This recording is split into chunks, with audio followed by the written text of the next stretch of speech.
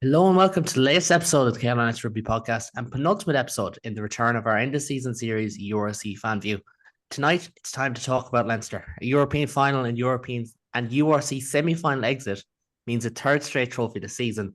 And for a team rich in resources in a league with teams in a drought, surely criticism becomes somewhat valid, depending on who says it, I suppose. With me to look back are on the season at large, our friends of the pod and Leinster fans, Jeff Pagano and David Cordial. Gentlemen, welcome back to the show. Hi, Quaylen. How's it Thanks, going? Kyle. David. It's always good to have you on, lads, and to get that kind of perspective of people who do watch every game and watch them twice over, as I know in your examples. So please don't be going into like the 39th minute of a game against Zebra in the first half and get that too specific because I will lose the run of ourselves. But look, we'll see how it goes. We're going to start general to start things off. And Jeff, I'm going to give you the floor. As a whole, this season for Leinster, how would you maybe not grade it, but what would be your overall thoughts on it? Well, I mean, for most teams, I suppose reaching the Final Four, the domestic competition, and bringing the Champions Cup decider to extra time would be a pretty good season. But as you say, the standards are different at Leinster, and like it's now been 3 seasons in a row with pretty much exactly the same outcome. I mean, it's just a bit of it's just been the way the seasons have gone. I mean, there's a series of wins throughout the season, and you think things are going well, and we're progressing. We're getting first seeds in the Champions Cup. Around halfway through the season, we're first place in the URC, and it all seemed going pretty well. But then when it gets to that business end, it's the 1 point losses, the two, the three, the one score losses, I suppose it is, that we just can't get past those big games. I suppose the biggest positives, if you find positives in the season, been the performances of individual players. Jamison Gibson Park proved himself to be invaluable for both Leinster and Ireland yet again.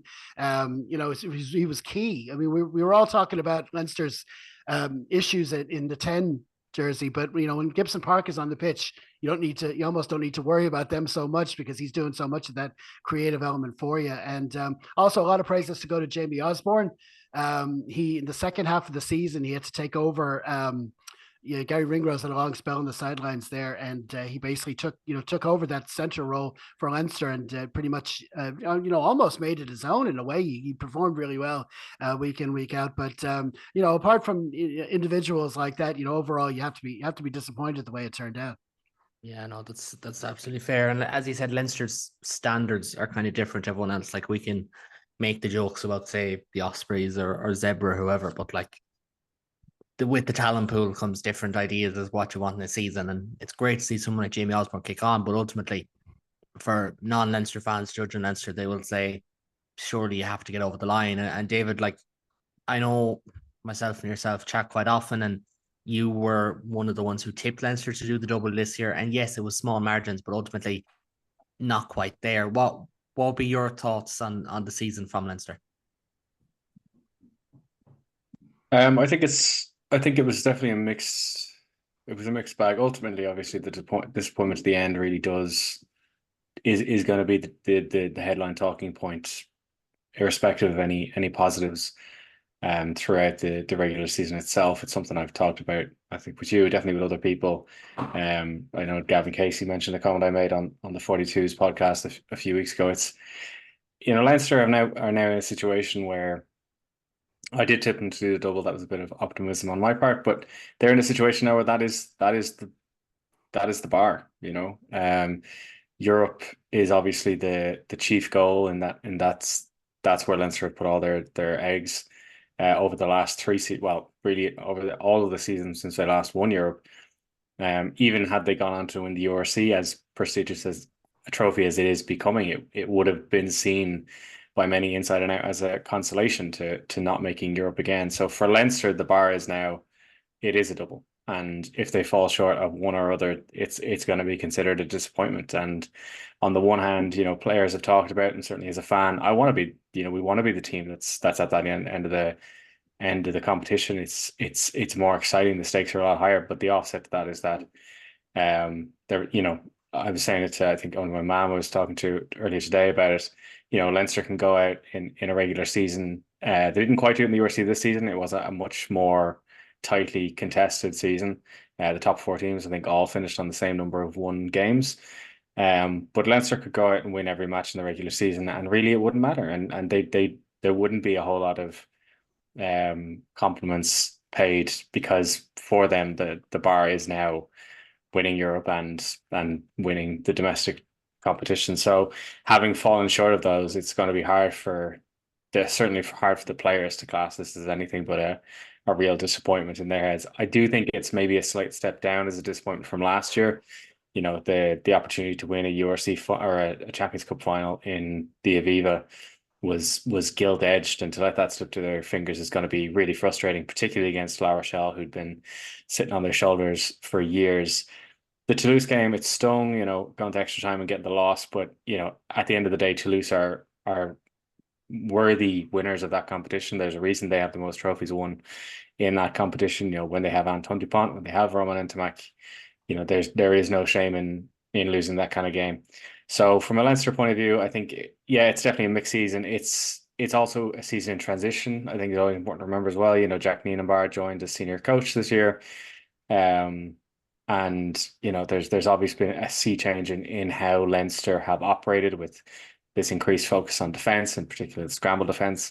I think it felt for a lot of us, like over the season, like our attack didn't quite fire as well as it had in seasons before. That being said, in the URC season, we did we scored the second most tries, so we're still more than capable of it. But I think in terms of the quality of attack, that's something we're definitely going to have to look for an improvement on. And I think someone actually that Jeff mentioned, Jameson Gibson Park, you know, you don't need much of an attack when you've got a player like that on the field. So, which is great insofar as you can rely on him. But you know, I think that's definitely going to be something that we're going to have to look on going forward. When we can't just rely on our players being better, but actually have to rely on them being better drilled as well. Systems are so important in this game. I think it's something that gets overlooked a lot, especially in Ireland, where, you know, realistically, the 4 provinces should be winning the vast majority of their games in the URC against non-Irish teams. We've seen that this year. Munster went unbeaten against non-Irish teams.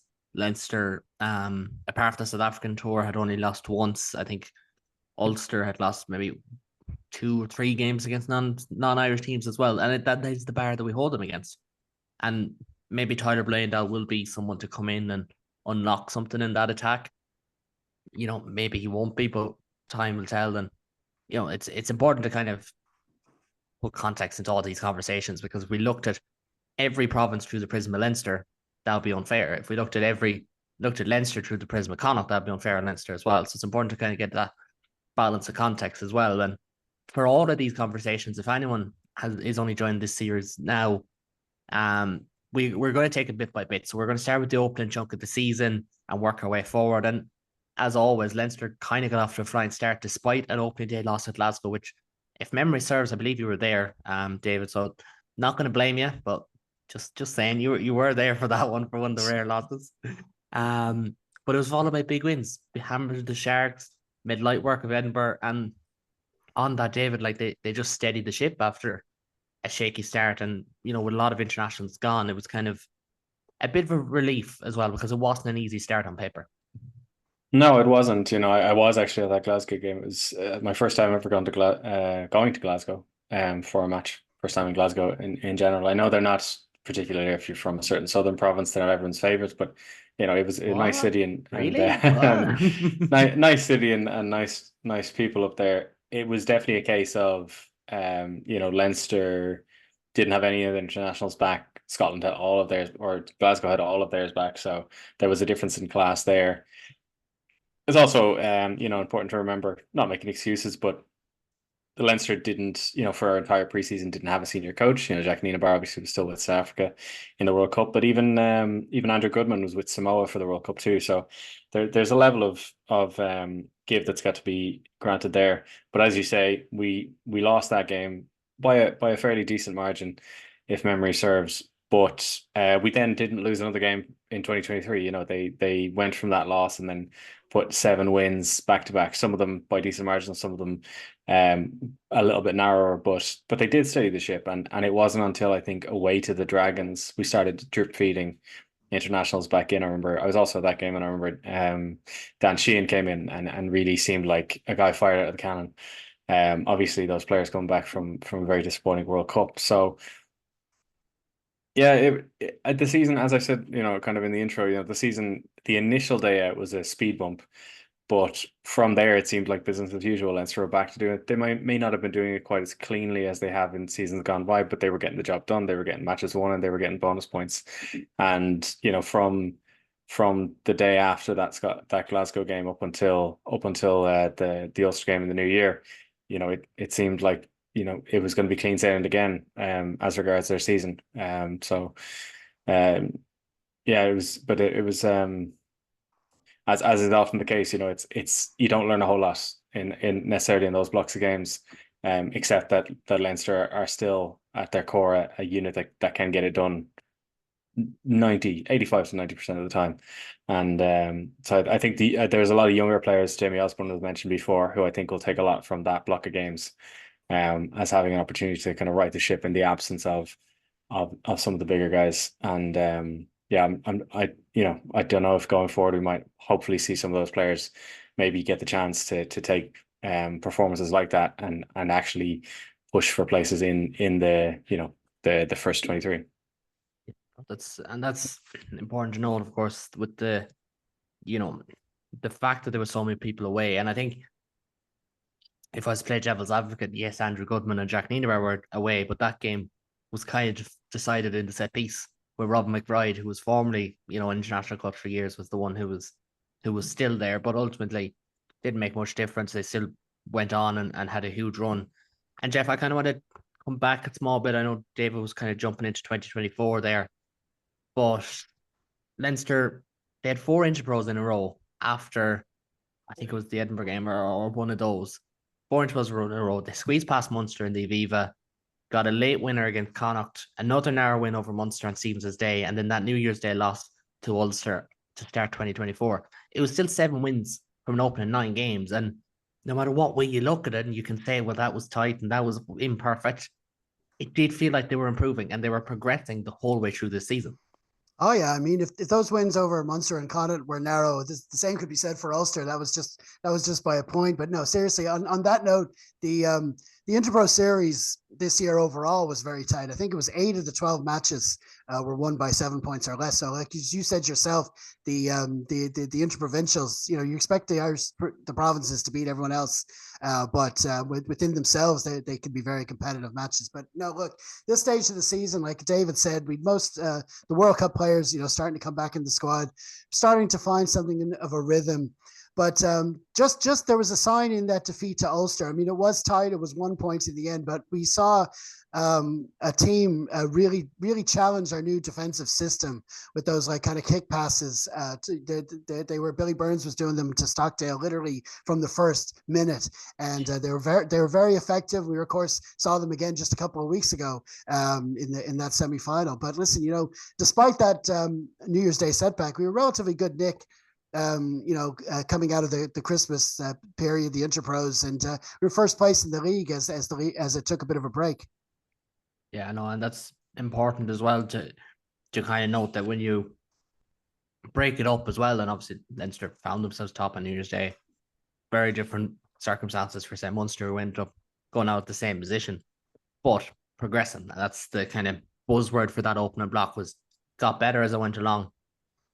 Now, I know Leinster's European campaign went longer than all the other provinces, but I kind of have put it here in the middle of the conversation for all teams, so we'll kind of cover it now. I know we talked about the final before, and like Jeff, it almost felt like a blast in the past, because Leinster got the old pool of death, you know.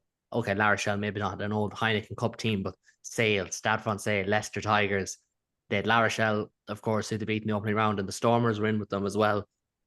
But to be fair to Leinster, there was no constraint in this group at all, apart from that opening game in La Rochelle. Like, they made light work of Sale, albeit a second team, Stade, albeit a second team, and Leicester Tigers and Welford Road, and that's ultimately all you can ask for.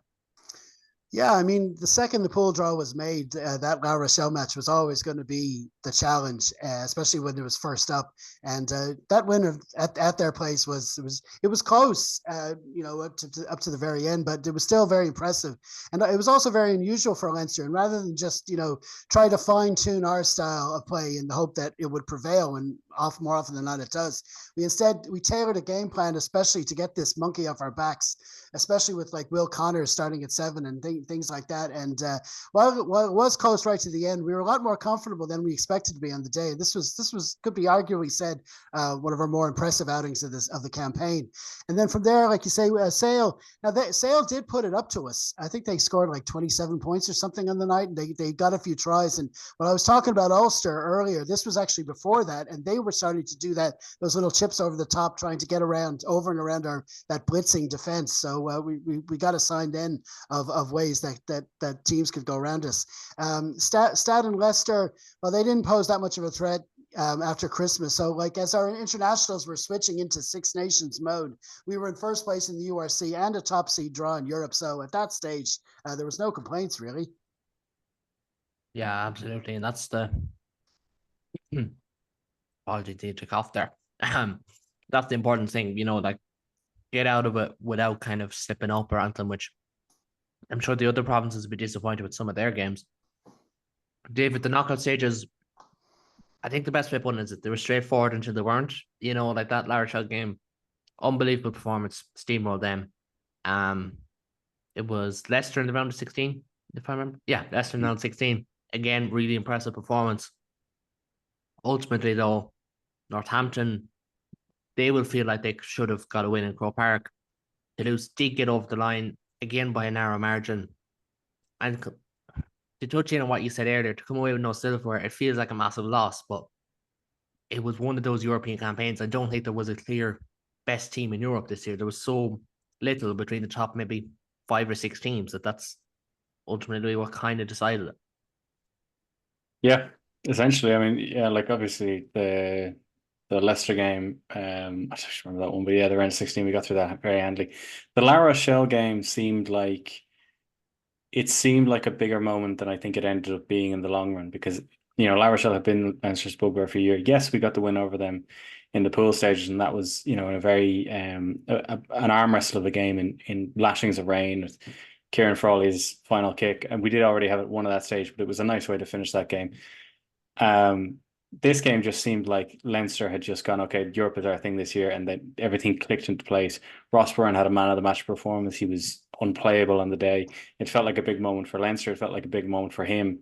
And it was really disappointing that it turned out not to be. If anything, it was kind of a flash in the pan. We came out against Northampton. It was a big game. It was a big day. Croke Park. First game played in Croke Park, I think, in 14 years. I was actually at the game with some people who wouldn't usually go to rugby. There was a lot of those tickets sold.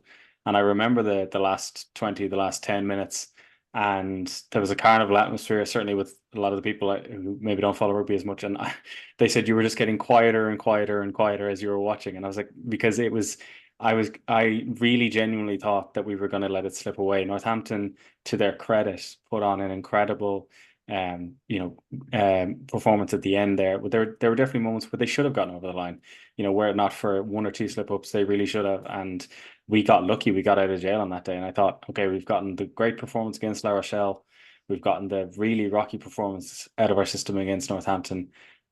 We faced Toulouse in the last 2 years running. We faced them in 2019 at the same level as well, and we've won decisively over them every time. That's all we have to do it again. And Toulouse came out and they played Champions Cup final rugby. It wasn't as pretty. There were no tries scored in the first 80 minutes. It finished 15-15. They came out determined to play Champions Cup final rugby, and they came up trumps for it in the end. But as you say, there was no real clear best team in Europe. Toulouse and Leinster were the two top seeds at the end. Toulouse, the higher seed, Leinster, the second seed, and that ended up being how the tournament finished. And from a Leinster point of view, it is a massive disappointment, but it is also not one, I think, if I was putting on the list of things that we're going to have recriminations about or or we'll feel like we let ourselves down on. I don't think that was something we let ourselves down on. I think it was one of those games that whichever team won it would have deserved to win it. Kieran Frawley puts the ball a meter to the right, and it's a whole different conversation, and that wouldn't take away from Toulouse's performance. So it's the end. As a campaign, I think the Northampton game is the one we're going to go back and look at and go, what happened here? We should have been more on top of it.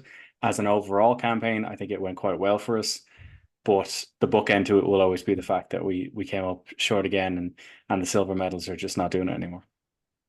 And that's very fair, because before you mentioned the Northampton point, I was gonna throw in a question there, kind of off script, but I think you kind of summed up there, like the Northampton game, and this isn't even from myself and yourself slagging the Premiership point of view type thing. Northampton were probably the better team for a large passages. They played a lot more rugby in that game. They couldn't make anything stick, and when they did, they just kind of ran out of time, and that's what happens. Like that's what happened to Ireland at like basically every World Cup for the last I don't know how many years. And that's sport. And the Toulouse game, probably a better performance on paper, but tactically played into Toulouse's hands, and Toulouse dealt with it so well. I remember after rewatching it later that week, after speaking to yourselves on the pod, Toulouse got better with the rewatch. And I don't think Leinster fluctuated. I think Toulouse just got better rewatching it. And just on that, do you think maybe, because we mentioned the style and changing styles and the changing approach, which was perfect for playing La Rochelle, do you think there's an element of, I don't want to throw Jacques Nienaber under the bus, but do you think there's an element of, well, maybe it was too much too soon, and ultimately it probably led to not getting over the line? Because did their defense take away from their attack? Yes. Did their kicking game work at its absolute best? I don't think it did in the final. I think, to be fair, in the Bulls game, I actually think they kicked really, really well and defended the Bulls' kick chest really well. But do you think it probably, without being overly, disingenuous, do you think it kind of went a bit too far in one direction potentially, and probably robbed them of a little bit of something? Or is it literally just a case of defense was good, attack, you got to be better? I think it's personally, I think it's mostly that. I mean, I think we definitely needed more points in those big games. There were so many times we'd have, especially against Toulouse, we had those, we win a penalty, and how often have we seen Leinster win a penalty at midfield, and then there's a line out in the 22, and you're expecting, even if it's not within 5 meters, you're expecting some kind of a score from it. But Toulouse whatever about our defense, Toulouse's defense was ramped up as well, and in those situations, we just continuously kept falling short. I mean, not all, but all, there were cases where Joe McCarthy had an offload on the inside, didn't stick. James Lowe had a trail run, Gibson Park. How many other times has that worked out between them? That didn't get to him. I think Andrew Porter had one later on as well. They just weren't getting that accuracy in the key moments. But obviously, that accuracy can be found with a slightly better setup. We're talking about Nienaber, does he get a mulligan because it's his first season? Well, a big high pressure job like Leinster, you shouldn't really get a mulligan for that. You know what I mean? But especially next season, now we've got Blayendal coming in. He definitely, there's going to be pressure on him to get that attack running and to get more points out of those attacking situations right from the word go. So that's just what has to be done. Yeah. No, go on, David. I'll let you jump in first. Yeah, I think a thing that's characterized Leinster, and it's probably because it's something that they're really not used to doing, is that they're not good at chasing games. They don't really have any experience with it. Even if you go back to the final of last year, they come out the gate and they score 17 points, and in the first 15 minutes, and you think in any other game that should be it done, and usually it is, and it ends up going down to a single point. If either of those conversions go over, maybe things end differently. And I think a hallmark of Leinster's performances has been that they're just able to outscore other teams, and when they can do it early, it kind of kills your will, because even if you are good enough to claw your way back, it takes a certain kind of mentality to do that. And if you find yourself 2 or 3 scores down and there's not even 30 minutes gone, it's very difficult to pick yourself back up and go, let's work our way back into this. Northampton were able to do it. La Rochelle were able to do it. And I would wonder, yeah, if the focus on defense has meant that we didn't realize how reliant on those early blitz scores as opposed to blitz defenses, how important those were to us. The intense defense relies on a little bit more tactical nous and game management, in terms of, say, how the Springboks would have done it, versus Leinster's kind of, let's just score loads of tries and that the scoreboard will take care of itself kind of thing. And I think you can definitely see that in Europe actually. With Sale, we ended up getting the win and we got the win decisively in the end. They got 14 points over in the last 10 minutes, but it didn't matter because we were too far away. Northampton obviously grew into the game, but we had enough of a lead that they weren't able to catch us. Toulouse, you said they improved on the second watch. I thought they improved as the game went on.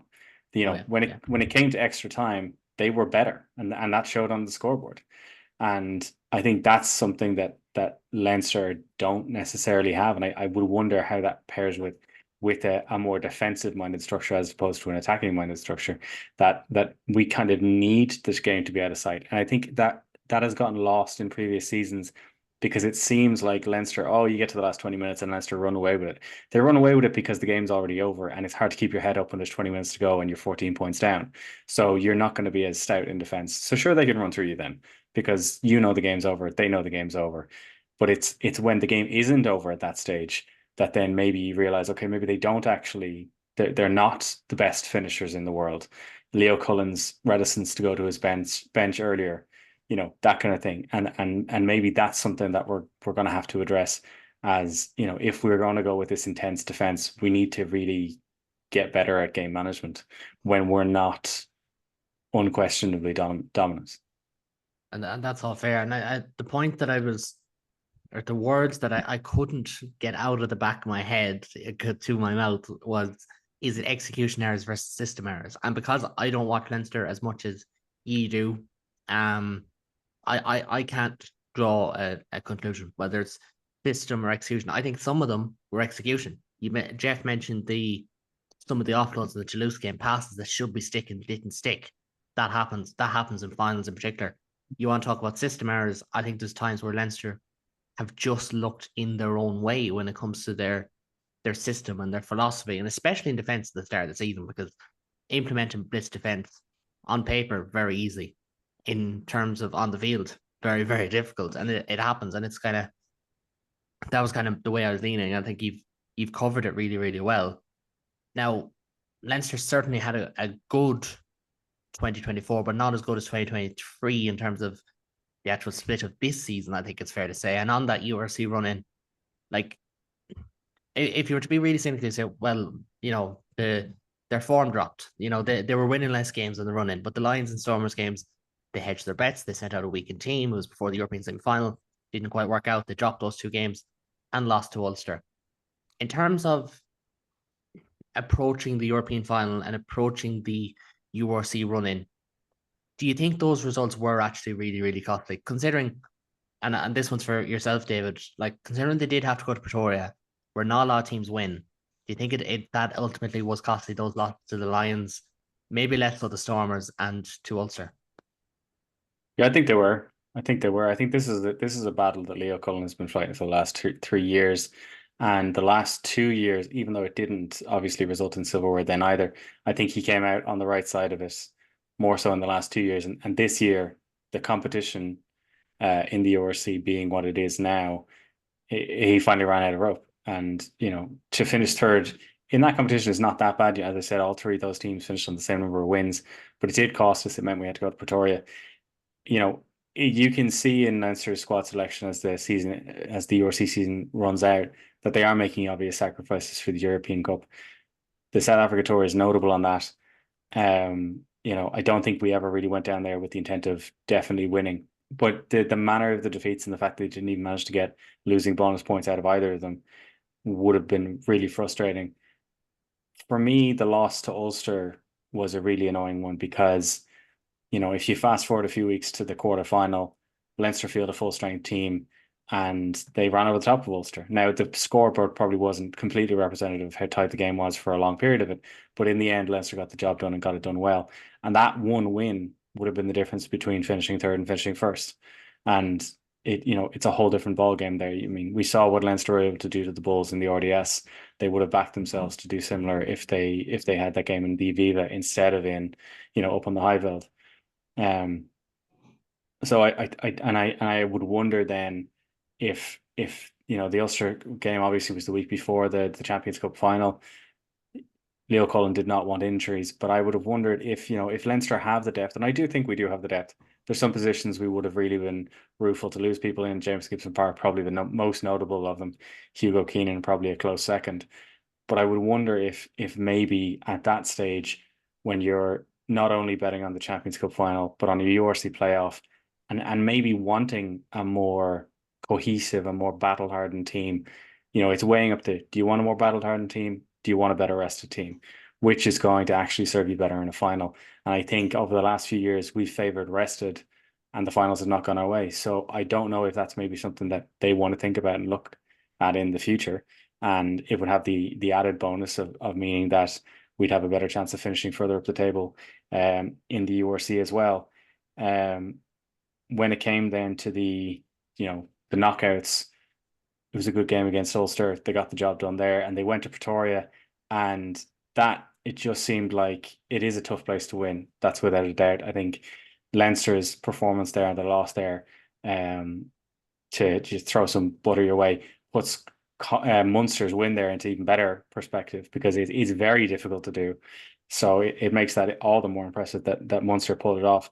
But it really seemed like Leinster's, looking back on it, having watched the game back, I don't know what their strategy was.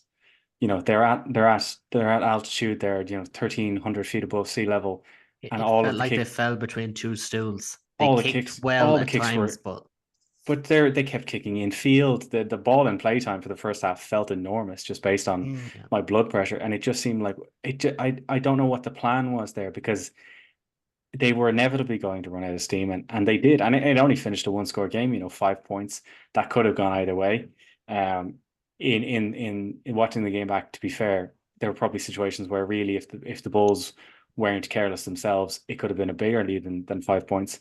But I think, yeah, I think the URC running continues to suffer from Leinster's focus on Europe, and I think that would be a lot more acceptable if it wasn't for the fact that Europe has not gone their way for the last 3 years. I should say our way. If I'm going to say we, I should say we all the time. It has not gone our way for the last 3 years. So I think that's something that they're going to have to really consider. And then when it came to the Bulls game, I think they just tactically got it completely wrong. And I think also, if you want to give credit where it's due, Willie LaRue had an incredible game. He was picking the unbelievable. backfield apart for fun, and I think that played a huge part. So yeah, I think the running continues to be, and as a fan, it continues to be a source of frustration, because that if it's a game the week before a Champions Cup final, they're going to rotate, and it doesn't matter what it's going to cost us in the URC. They're going to rotate, and like I said, if that resulted in Champions Cups medals, you could accept it. But when it's not, it's massively frustrating, and I can only imagine it is for the players as well. And it's a really good summation of it all, David. So thanks. But it's funny because a lot of it ties into a conversation I had before the later of the two URC semi-finals. We'll put it that way. Which didn't go as according to plan either. But I was talking to a well-known Irish analyst about Leinster, and I was like, the reason that I thought they'd win is because I thought at the end of it, at the crux of it, would be, if any team is fit enough to go down there, it's Leinster. But watching it, and it brought me back to an old talking point. I know who said it about 2 years ago. I think could have been Rog. It's not always about fitness; it's about freshness. Leinster are probably the freshest team in the URC because they're able to rotate so much. That doesn't make you the fittest team. Altitude is a test of fitness, and can you play with a half an hour of your lungs absolutely burning? And in terms of, as well, like we talked about Leinster's style and their kicking game, I think Leinster started kicking really poorly. They threw in some really good efforts in between from, say, Ross Byrne, Jeff Gibson Park. But if that was me, and if I was looking at what I wanted Leinster to do, I'm looking at those back three options and saying, do I kick over the head of Willie LaRue? No. I'm kicking it in on top of the two wingers. Because even though James Lowe and Jordan Larmour aren't the most proficient in the air, just get up there, kick it short, keep the ball in field, force mistakes. That'll slow the game down naturally. Trying to play for the 15s, you can counter, you can stick Ryan Baird, Josh Sheehan on either wing as an edge forward and counter and be in their face and be aggressive. And then you can come in off the edge from there. I felt when Leinster, as you said, kicked downfield, went for those 80-meter kicks, which to his credit, James Lowe kicked really, really well. I think he was Leinster's best player for that game last weekend. But what ended up happening was guys like Willie LaRue was kicking it back. And even if they got it off the park, the Bulls set piece is typically very, very good. And they're one of the best set pieces in the league. And when Leinster kicked loosely, LaRue would send it back. And to be fair, I thought Jimmy O'Brien had a brilliant 60 minutes, I think it was. I think it was about 60 minutes that he came off. I think he played really, really well. But ultimately, you are kind of chasing your tail in conditions like that, where the ball's going further, you're second guessing yourself. And it did play into the Bulls' hands. I do agree there. I think Leinster, just a slight variance, and I think it's a very different looking game. But you But I also think they had just got it wrong. you also had Ross Byrne, who, I mean, you saw how those first 10, 15 minutes went. I mean, Willie LaRue was effectively their out half for that Yeah. time. He was doing those kick passes like no tomorrow. And but Ross Byrne can do that as well. But it wasn't in our game plan. It wasn't in our radar. I mean, when Ross Byrne came up, that was his thing. Those winger out wide, and he just put it on a sixpence to them, But just going back to what David was saying on the selections, the selections for South Africa. I mean, it is a thing. I'm getting a lot of comments from South African fans saying, like saying it as if we disrespected them by sending those teams. I can see how they think that, but it's not really the case. I mean, it is different. Their players don't play in the Six Nations, and all these players, you have to see the season as a whole. And so we spoke about the league up until the end of January, and then we picked it up again after, when it got to the Champions Cup knockouts. But there was kind of a successful Six Nations campaign in the middle of that.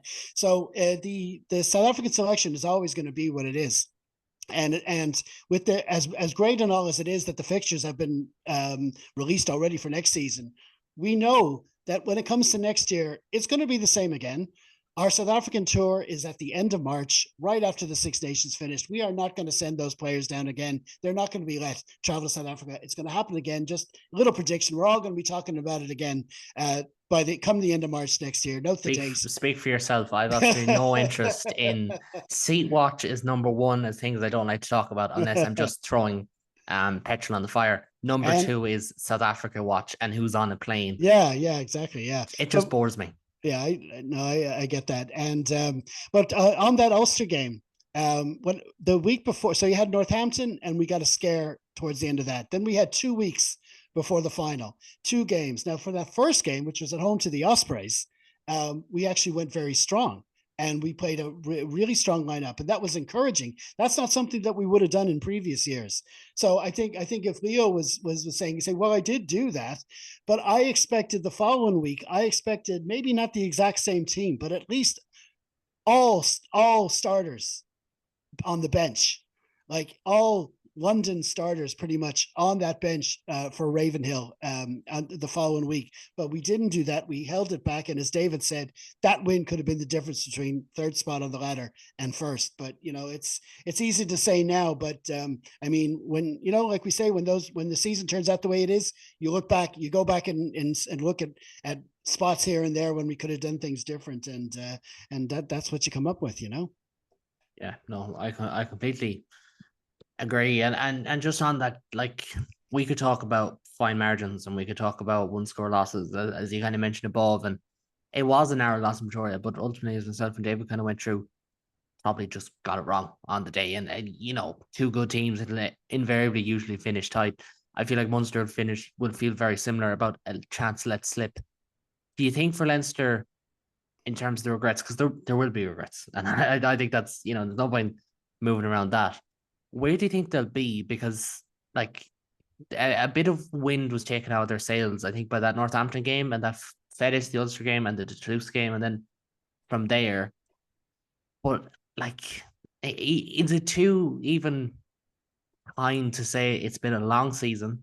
And I think everyone is saying this at this stage. It's been a long season. It's been a long year since the World Cup. They've basically been going. They basically have been going since the 2022 November internationals, give or take. Do you think even that is kind of an element of it where it's just like, you know what, fuck it. Like, maybe that's my copium at the moment. Maybe that's how I'm coming around to it. Because I genuinely do feel I'm like, we're wondering why players are kind of looking flogged. Well, like it's the same season that they lost the World Cup quarterfinal and they barely even got a preseason last year or an off season last year. So is there an element to that? Do you think there's an element of kind of like it's just been a long year and sometimes it's just hard to get up for it Well, after a series of gut wrenching losses over the last 2 years? well, if it does take a toll, it will be in those games that you have to chase. And as David said, we're not really used to chasing matches, and having to get points in the final quarter, and that feeds into Ireland as well. Ireland lost by a point to England, and of course you had that quarter final where we were dead on our feet at the end trying to chase that try right at the end of that quarter final. It's so if you have played a long tournament or if you have played a long season, it's in those matches where that the mental element can come into it. Agree. And look, we'll have lots to talk about over the coming weeks with the South African Test series coming up, and we'll have the Olympics, and so don't let anyone think that rugby is finishing this weekend, even though it may have felt like it last Saturday evening.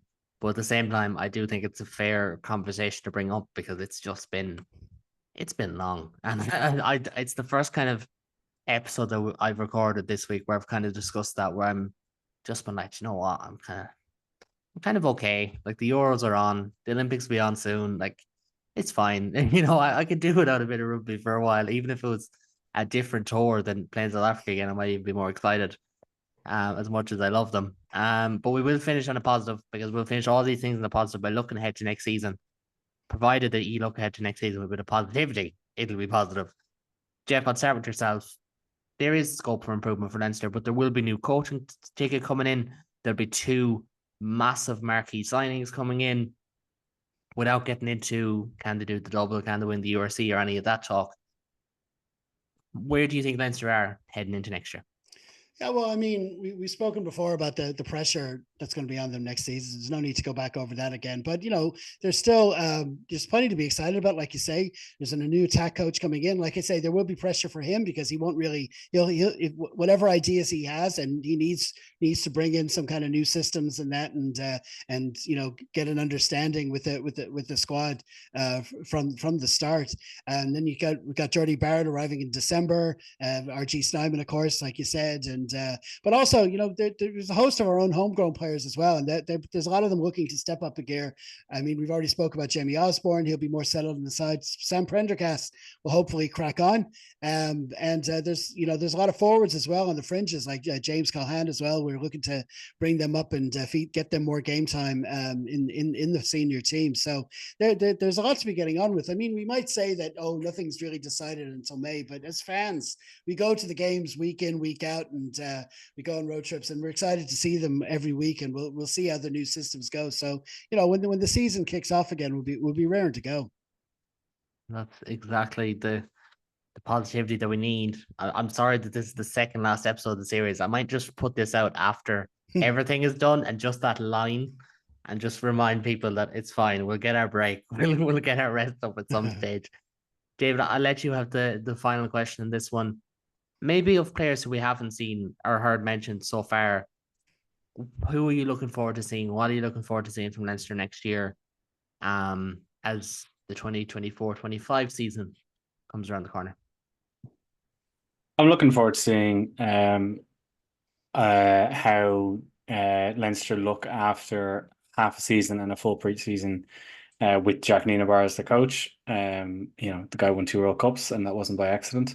I'm really looking forward to having Tyler Blandale back in Ireland. I know he was a Munster man, but he's someone I've followed on his career through New Zealand, and I have a lot of time for him, and I'm really looking forward to seeing what he can bring to us in terms of our attack, and maybe making that more of a statement piece for us again, as it has been in previous seasons. On the player front, obviously you've mentioned them. Simon and Barrett are coming back in. Barrett, I think, won't actually be arriving till after Christmas, so we'll have to wait a bit for him to get in. But players like that are a big draw, and not for no reason. So if it's a game of inches and inches is all we are away, you'd hope that those are two guys who could maybe help us get there. But on the home front, just a couple of players. I think the end of the season wasn't perfect, but I think there were some players who really stepped up, and I think one of them was Cormac Foley. Luke McGrath has been fairly well ensconced as the second choice at Leinster, first choice for years and years, but second choice now behind Gibson Park. And it feels like Cormac Foley is really putting his foot forward. He's not that young anymore. I think he's about 26, but he's a very, very handy scrum half who seems to have strengths in a lot of areas that Luke McGrath would have historically had weaknesses in. So I think there's a good chance for him to start pushing his case. I think injury dependent, but Tommy O'Brien, I think in the brief moments this year when he wasn't injured, he really showed why people like Bernard Jackman were saying if he can stay fit, he'd be pushing for places in Ireland camp. He's a very, very promising player, and in terms of Leinster back threes, he offers something that most of or a lot of our players don't offer, and that's just pure pace. He is incredibly fast. So I think if he can stay injury free, he'll be one to watch. And I think the other two would be obviously Jamie Osborne, who was a player who had a great end to the season, mostly through Gary Ringros's injury, but that was always going to be big shoes to fill. And I think he did that incredibly well. So I think he's now into the Ireland camp for South Africa. So to see him continue to push would be great. And then I think in the front row, they were talking about him leaving, but Michael Milne, I think will be a very good prospect for us at Loosehead. Cian Healy continues to be the stalwart back up there, but he's 36 now. I think he's got a 1-year contract. Maybe he'll push for another year after that. Maybe he won't. But I think people like Milne coming through are what Leinster and possibly even Ireland need. So those would be the players for me. I think Foley, O'Brien, Osborne, and Milne from our homegrown stock. Those are the guys I'd like to see have really good seasons, particularly in times when some of the more familiar faces aren't around. I'd argue with any of those. You could have went peak anti-hero or something and just went like, do you know what, Argus Neyman and Jordy Barrett, and you know what, Robert Slimani if he ends up coming as well. But I respect that you've gone with the homegrown lads as well, because it's also important to note that Leinster do have homegrown players as much as we slaggy, and the slagging is fun. But gentlemen, we will leave it at that. To David and to Jeff for coming on, thank you very much.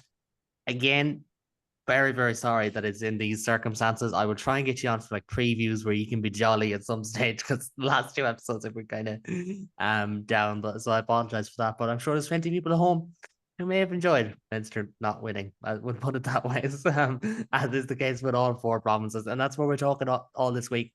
So make sure to keep an eye on the page. Subscribe is the best way to keep an eye, because we will have reviews of all 4 provinces before switching our attention to Ireland's summer tour of South Africa, which we are so excited for. And we didn't say anything earlier that goes in the contrary. Once again, thanks to Jeff and to David for coming on, and to everyone at home for listening. Please do like, subscribe, and leave a comment or two if you are enjoying it. But for now, until next time, take it easy.